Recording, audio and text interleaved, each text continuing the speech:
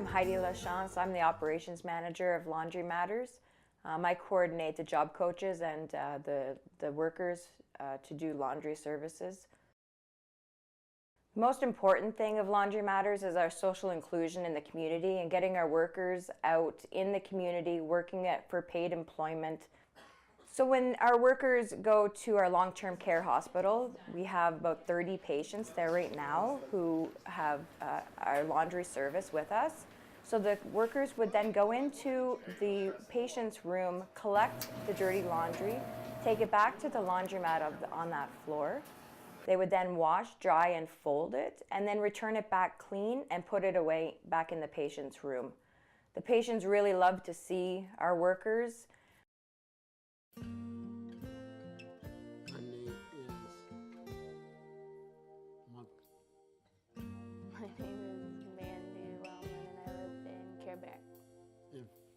Laundry?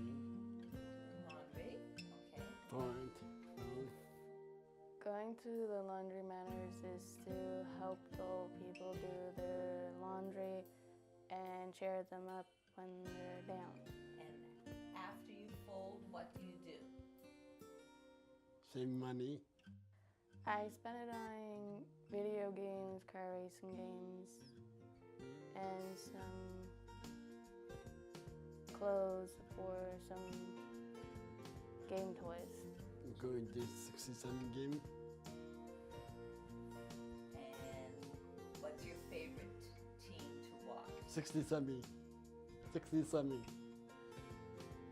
67's going to win this year? Yeah. Yeah. No, the point is to be helping the old people with their laundry. They're more important than the money.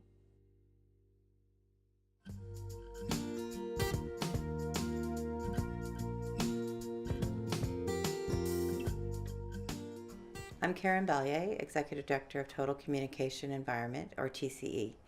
We work with Family Matters in partnership with their Laundry Matter Co-op. I've been working with TCE for 27 years, and we offer a variety of services including residential care, day program or community integration supports, as well as outreach to long-term care for people with multiple disabilities and special communication needs. So the question, what constitutes a good day program? You can look at that in many ways, but first and foremost you have to look at what's the person's goal. What is it they desire? What are their strengths? What are their interests? And you can only determine that really by developing a plan. And that's a plan that really starts at the age of 14. When a child gets to the age of 16, a referral can be made to Developmental Services Ontario in order to get their name on the list and be placed on the registry when they're 18. The amount and variety of day programs is quite vast, and they really fall into different categories. There's education, they're offered by the college and the Board of Education that are ongoing after 21. There's all kinds of recreation programs. There are therapeutic recreation programs. There are supported employment and social enterprise. It just depends on what you want to do and what your hobbies and interests are. First of all, my name's Miriam Fry. I am the Executive Director of Families Matter Co-op, and we're a family support organization that assists families who are in turn assisting their loved ones with developmental disabilities.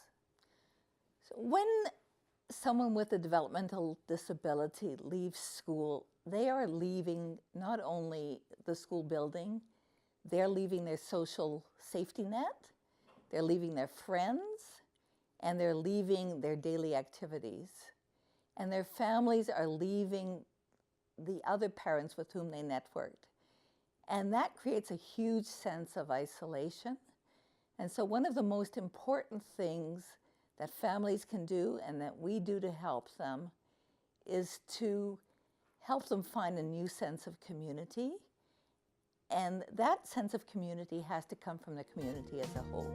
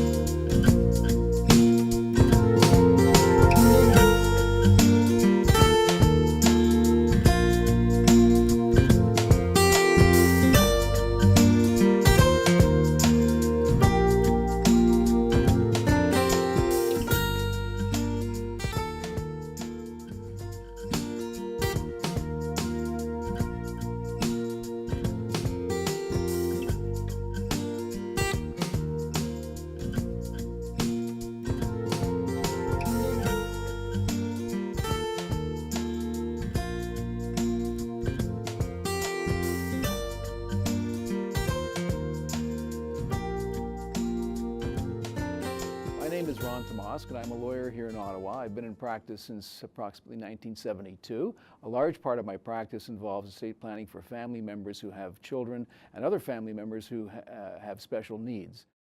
Your estate planning will be based on whether or not they will be self-sufficient. If they aren't self-sufficient and if they will be relying on provincial disability benefits, the program in Ontario is known as the Ontario Disability Support Program, and you have to establish your will in such a way that you preserve those benefits for them when they reach adulthood. Even though your child may be many years away from adulthood, you essentially prepare for the worst, but you hope for the best. There are essentially two major pitfalls. The first one is not having a will altogether, and this can be a real problem. In Ontario, there's a very strict guideline under Ontario law as to what happens with the assets in your estate if you die without a will. The second drawback or a pitfall would be having a will which doesn't provide for a Henson Trust for a child that has a disability, because you want to be able to preserve those disability benefits when the child reaches adulthood, and the only way you can really do that is through having a Henson Trust in your will. And it's important that you have a will which reflects the needs of the child that has special needs, and that sets up a Henson Trust for that child.